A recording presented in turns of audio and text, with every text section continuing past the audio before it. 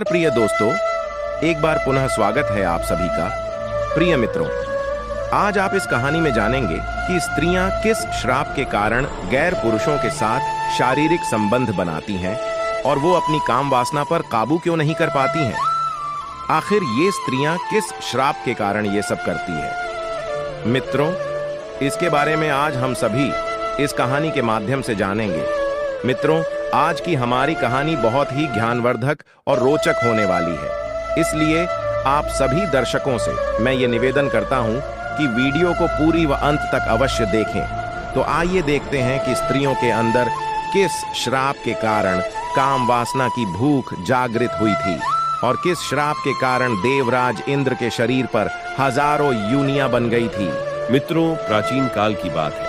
देवराज इंद्र अपने घोड़े पर सवार होकर वन भ्रमण के लिए निकलते हैं, अर्थात जंगल में घूमने के लिए निकलते हैं। और जैसे ही देवराज इंद्र अपने घोड़े को लेकर घूम रहे होते हैं तो उन्हें उस वन के अंदर एक कुटिया दिखाई देती है। और जब वो ध्यान से देखते हैं तो उस कुटिया के अंदर एक बहुत ही सुंदर स्त्री दिखाई देती है। और प्रिय मित्रों, जैसे ही देवराज इंद्र को वो सुंदर स्त्री दिखाई पड़ती है तो देवराज इंद्र उस सुंदर स्त्री को देखकर मंत्रमुग्ध हो जाते हैं और मन ही मन उससे प्रेम कर बैठते हैं। मित्रों, उस सुंदर स्त्री को देखकर देवराज इंद्र इस कदर उसके प्यार में खो जाते हैं कि वो अपना धर्म भी भूल जाते हैं और उसे जी जान से प्रेम करने लगते हैं। प्रिय मित्रों, उस समय देवराज इंद्र को ये पता नहीं था कि जिस स्त्री से वह प्रेम कर रहे हैं वो स्त्री तो महान तेजस्वी गौतम आर्षि की पत्नी है। प्रिय मित्रों, उस दिन तो देवराज इंद्र गौतम आर्षि की पत्नी को दूर से ही देखकर चले जाते हैं, परंतु इंद्रलोक में पहुंचने के बाद देवराज इंद्र का मन बेचैन हो जाता है और हर समय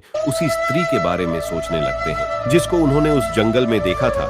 मित्रों, जैसे तैसे करके देवराज इंद्र वो रात्रि तो काट लेते हैं, लेकिन सुबह होते ही फिर से अपने घोड़े पर सवार होकर उसी जंगल की ओर निकल पड़ते हैं और चलते चलते उसी कुटिया के पास पहुंच जाते हैं जहां वो एक दिन पहले आए थे। और उस कुटिया के पास पहुंचकर गौतम आर्षि की पत्नी अहिल्या को जी भरकर निहारने लगते हैं। लेकिन मित्रों, इस बात का पता ना तो गौतम आर्षि की पत्नी अहिल्या को होता है और ना ही गौतम ऋषि को होता है कि देवराज इंद्र उन्हें छुप छुप कर देख रहे हैं। गौतम ऋषि की गिनती महाऋषियों में आती है। वह बहुत ही महान व तेजस्वी संत थे। ये अपने धर्म और कर्म का पालन करते हुए अपना जीवन निर्माण कर रहे थे।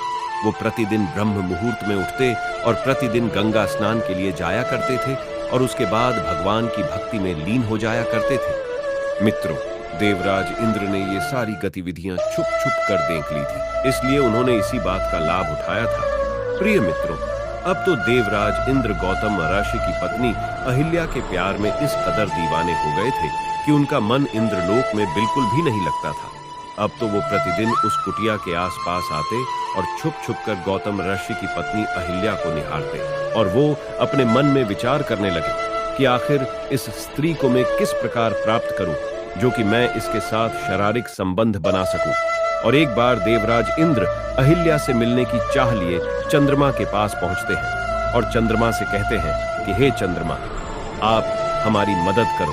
तभी चंद्रमा कहता है, देवराज इंद्र, मुझे आपकी किस कार्य में मदद करनी है, स्पष्ट बताइए। प्रिय मित्रों, तभी देवराज इंद्र चंद्रमा से कहते हैं, आपको मेरा एक कार्य करना होगा। चंद्रमा कहते हैं, बताइए प्रभु, क्या करना है। तो देवराज इंद्र चंद्रमा को बताते हैं कि देखो चंद्रमा, मुझे एक स्त्री बहुत ही पसंद आ गई है और उसके साथ मुझे छल करना है और उसके साथ छल करने में आपको मेरी मदद करनी है। तभी चंद्रमा कहते हैं, देवराज इंद्र, मुझे साफ साफ बताइए करना क्या है। तो देवराज इंद्र चंद्रमा से कहते हैं, तुम मेरे साथ पृथ्वी लोक पर चलो और एक मुर्गा का रूप धारण करो। तुम मुर्गा बनकर मध्य रात्रि में बांग लगा देना और जैसे ही तुम आधी रात्रि में बांग लगाओगे और तुम्हारी आवाज को सुनते ही गौतम आर्षि जाग जाएंगे। वह समझेंगे कि अब सुबह हो चुकी है और वो गंगा स्नान को चले जाएंगे। उसी बीच में उनकी पत्नी अहिल्या के साथ छल कर लूंगा। मित्रों, एक बात हम आपको और बताते चलें कि कोई भी व्यक्ति उसी को अपने दिल की बात बताता है जिससे उसके विचार भली भांति मिलते हैं, अर्थात जो उसके जैसे विचारों का होता है। तो चंद्रमा और इंद्र एक विचारों के थे, क्योंकि प्रिय मित्रों, चंद्रमा भी अपने गुरु की पत्नी को लेकर भाग गया था। और इंद्र ने भी एक महान अर्ष्य के पत्नी के साथ छल किया था, तो दोनों के विचार मिल गए प्रिय बंधुओं, और दोनों पृथ्वी लोक पर जाते हैं और